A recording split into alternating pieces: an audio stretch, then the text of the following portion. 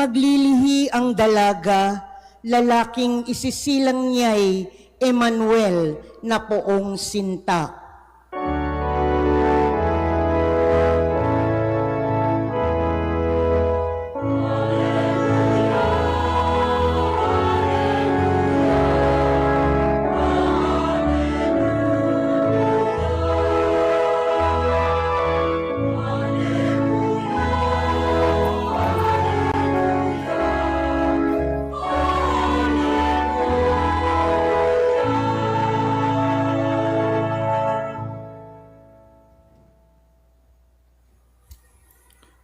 Sumainyo ang Panginoon. At sumaiyo rin Ang mabuting balita ng Panginoon ayon kay San Mateo. papuri sa iyo, Panginoon.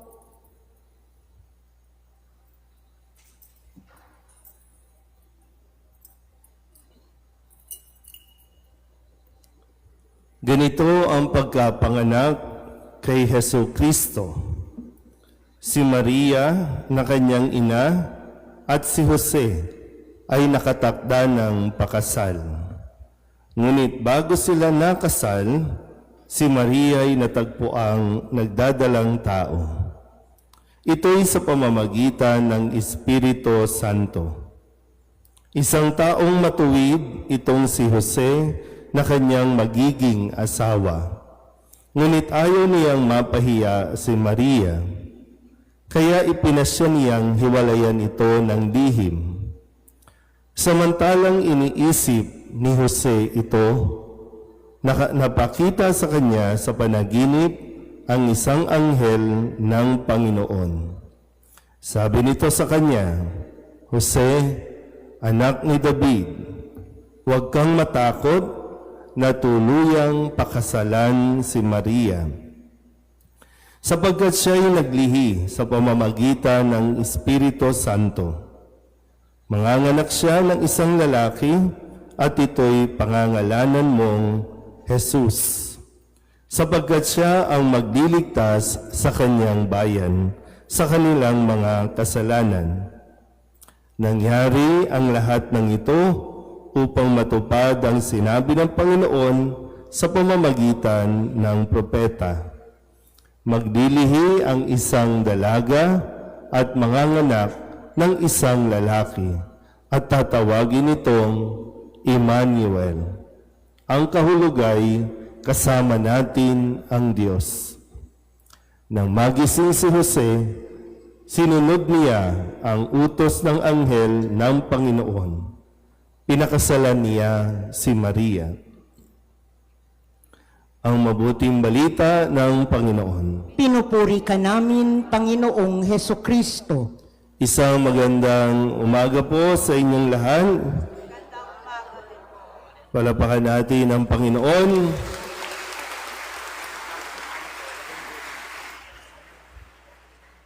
Tayo po ay nasa ika-4 na linggo ng panahon ng Adbyento, kung kaya't nasindihan na natin ang ika-4 na kandila at kumpleto na ang sindi. Ang 4 na kandila ay sumisimbolo sa 4 na linggo na paanyaya sa atin na maghanda. Sabihin nyo nga sa katabi ninyo, maghanda ka na. Ihanda na ang ating mga sarili, yung ating mga disposisyon, yung ating po mga pag-uugali, dahil ilang araw na lang, ilang tulog na lang, Pasko na. Sabihin nyo nga po, Pasko na. Dapat yung may excitement, di ba? Pasko na. Hindi yung Pasko na. Yung bang malungkot ka at habang papalapit na papalapit ang Pasko, palungkot ka naman ng palungkot at hindi mo na malaman kung saan ka magtatago kasi darating na naman ang mga inaanak ninyo para mamasko. Diba? So, pero nawa, no? Unti-unti, mabago natin ang ganitong pananaw na para bang nakakatakot ang araw ng Pasko dahil mauubos ang laman ng pitaka. Yan. So ngayon, nasa ika-6 na araw din tayo ng ating pagsisimbang gabi. At narinig natin ang Ebanghelyo sa araw na ito na ipinahayag na rin noong Kailang araw? Kailan ito narinig? Ano, kailangan ko bang bumaba? Kailan ito narinig? Ikatlong araw. Diba yung sa San Juan, yung lahi, si San Jose, yung mag-asawang Zacarias at Elizabeth, si Maria na ipinahayag ng anghel.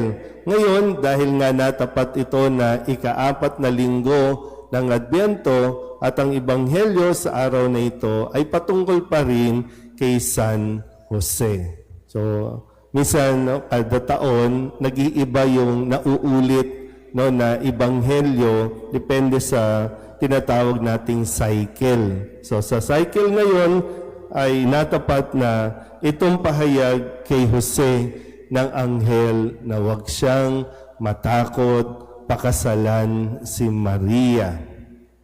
Focus tayo ulit doon. Kapag noon, kung magpapakasal ang isang lalaki, kailangan tiyakin na handa siya. Kaya nga pinaliwanag din dito, si Jose ay isang taong matuwid. Ang kultura, ang pinaghahandaan, ang buhay pag-aasawa. Bago sila mag-asawa, titiyakin na ang lalaki kayang bumuhay ng pamilya.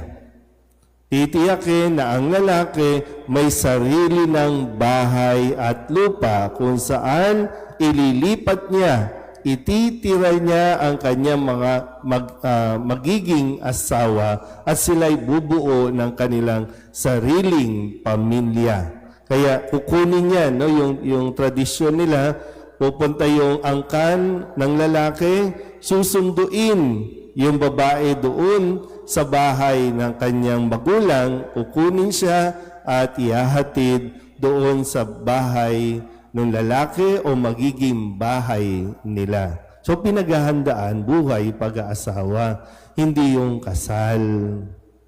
Pero maganda ngayon, mapaalalahanan natin para sa lahat ng mga kalalakihan, para sa lahat ng mga lalaking nakabuntis na, para sa lahat ng mga lalaking nakikisama sa isang babae na hindi pa niya asawa.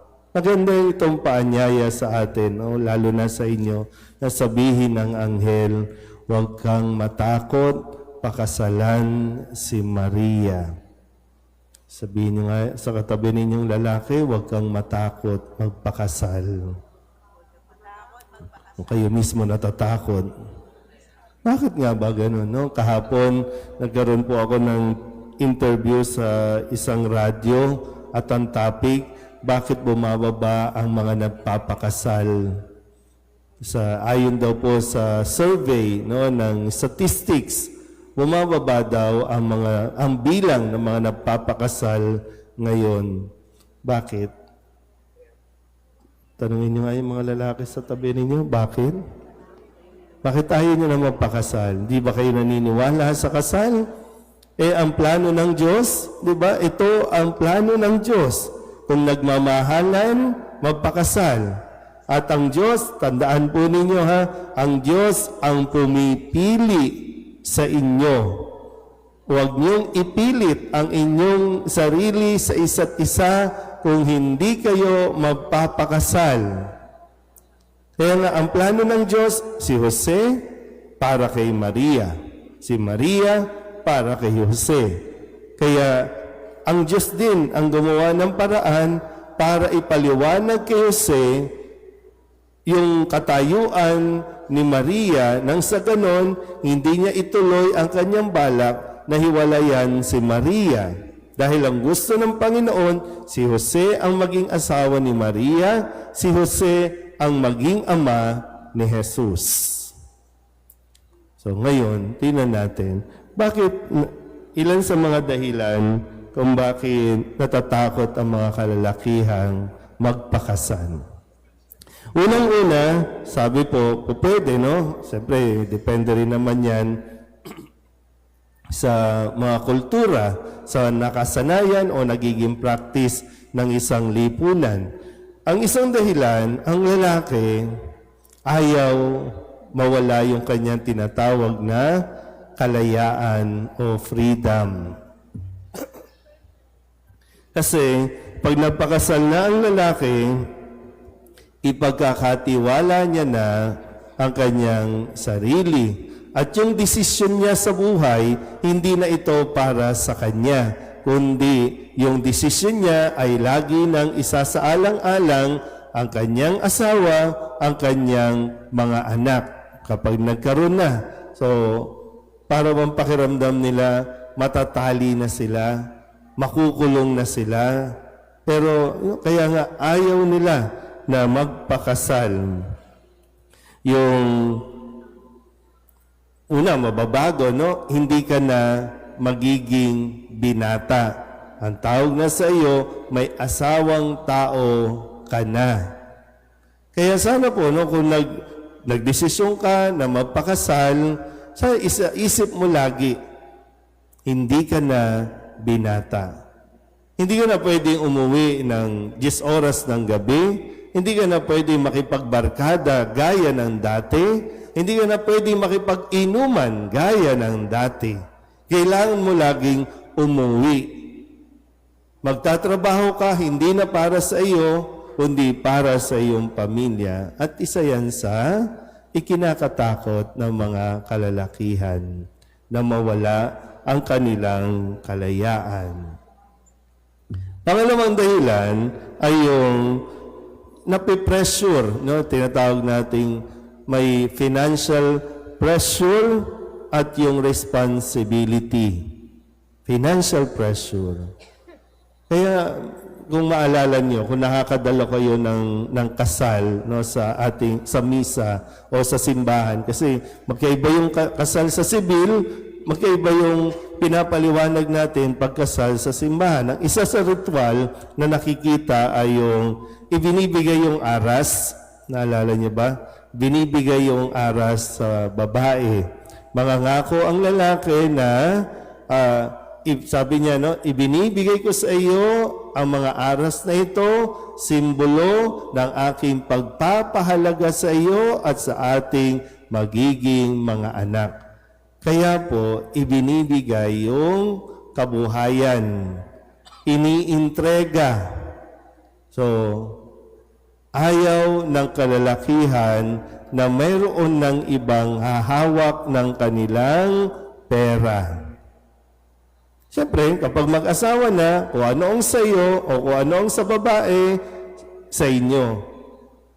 Kung ano ang sa lalaki, sa inyo pa rin. Dapat ganun. No? Sino ba mga may asawa dito? Taas nga ang kamay ng mga may asawa. No. Takot na? Nakasurrender ba ang ATM? Nakasurrender? Wala. O, kaya kayo nagkakaproblema. Kaya nga, papakasal kayo, pabigay-bigay pa kayo. Hindi lang yan basta ritual. Ibig sabihin, isinusuko na ng lalaki yung kanyang mga ari-arian at ipinapaubaya sa kanyang mapapangasawa ang pangangasiwa, yung pagbabudget. Alam niyo, ang isa sa magandang yung bang wisdom, bakit ginagawa yon? Ang isang lalaking nag-iintrega ng kanyang sweldo, ng kanyang ATM, yung bang kapag ang lalaki walang sariling pera, makakaasa kang malayo yan sa tukso. Malayo yan sa tukso. Kasi pag niyayaya ng mga barkada, sa trabaho, pag niyayaya ng mga barkada, hindi yan sasama kasi alam niyang wala siyang panggastos. Pero yung mga lalaki may hawak at ayaw isurrender ang kanilang ATM, yan, napakalaya niyang magpunta sa kung saan-saan kasi malaya. Save siya na may panggastos siya, may pangtip siya, may pangbayad siya. So isa yan sa dahilan, no? Yung pressure ng pagdating sa usapin ng pera. Kasi, siyempre, kaya nga, bago kayo magpakasal, bago kayo mag-asawa, tiyakin ninyo na mayroon na bang savings ang lalaki? May naipon na ba ang lalaki? Kasi yung reality, pag magjowa, pag girlfriend pa lang, o girlfriend-boyfriend pa lang, malakas ang loob niyan, mag-date. May bibigay yan sa iyo ng roses, ng chocolate, ngayong Pasko, may matatanggap ka pa kasi girlfriend ka pa lang. Pero pag mag-asawa na, huwag niyong asahan. Kasi nga, nasa inyo na, di ba? O ano yung pambibili niyan? Magulat ka kapag may naipambiling malaki yan. Ibig sabihin, may tinatago yan, may kinukupit yan sa iyo. Di ba? Kasi meron siya eh. Dapat, huwag kayong magalit din, mga babae. Huwag kayong magagalit o magtatampo. Bakit gano'n? Nung nililigawan pa lang ako, binibilan ako ng bulaklak. Ngayong mag-asawa na, wala na. Wala na kasing pambili, nasa iyo na. Ulitin ko ha, mas matakot kayo kapag nakakapagregalo yan sa inyo. Isabihin yung bonus hindi binigay sa iyo. Pero savings yung dalawa yan eh. Handa ba kayo na o ano man, kung dati malaya kang bilhin kung ano ang gusto mong bilhin, ngayon hindi.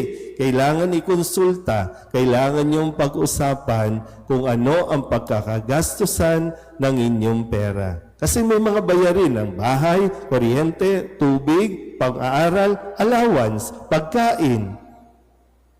Lahat yan pinag-uusapan. At isa yan sa ikinakatakot ng ibang mga kalalakihan na pe-pressure. Ilan din sa nagiging dahilan ay yung tinatawag nating trauma. Trauma sa past relationship. Pag sinabing past relationship, trauma sa kanilang mga magulang. Bakit sa mapapakasal? Yung naranasan, yung magulang niya, away ng away, sigawan ng sigawan, minsan bugbugan ng bugbugan pa. So bakit ako magpapakasal? Ayokong maging ganun. Kaya nagkakaroon ng trauma. So ngayon, sa mga kalalakihan dito, bakit kayo natatakot magpakasal? Ano ang dahilan? Ano ang pinanggagalingan ninyo? Bakit kayo natatakot? Kasi maganda po na pakinggan mo ang sinasabi ng anghel sa araw na ito na sinasabing, huwag kang matakot pakasalan ang babaeng iyong kinakasama. Kaya nawa, ipagdasal natin na magising na ang mga kalalakihan na hanggang ngayon natatakot umako ng responsibilidad, natatakot ipaubaya ang kanyang pagiging binata, natatakot ipaubaya ang kanyang kabuhayan. Maging matapang nawa ang mga kalalakihan ng mga naririto at mga paalala lang sa mga hindi ko alam kasi kung nag-iibigan na ba ang tawag talaga kasi yung tunay na pag-ibig na masasabing, mahal ko kasi siya kapag andyan na kayo sa isang responsibilidad. Mga babae, pag-isipan niyo rin muna ng mabuti, ha? Kapag yung lalaki takot, makikita mo naman yan, minsan sa katigasan ng ulo mo, di ba? Ilang taon na kayong nagsasama, 5 taon, 10 taon, minsan nga, tumanda na, ubos na yung ngipin, takot pa rin magpakasal. Ano pang hinihintay ninyo? Iniisip niyo pa rin ba na hindi ito yung right person para sa akin? Isipin niyo muna ng mabuti. Mga babae, bago kayo magpabuntis, isipin niyo muna at pag-isipan, ito bang lalaking ito matuwid? Ito bang lalaking ito hindi takot sa responsibilidad? Ito bang lalaking ito, handa na ba talaga ito sa kanyang mga desisyon na gagawin? Ano na? Sabi ko nung nakalipas, no, nung ikatlong araw, sana ito na ang huling Pasko na kayo ay magsasama na hindi kasal. Nawa sa susunod na Pasko, sa susunod na taon, talagang masasabi ninyo magkasabay na kayong haharap sa Diyos at masasabi ninyong asawa ko na siya, asawa na ako. Amen?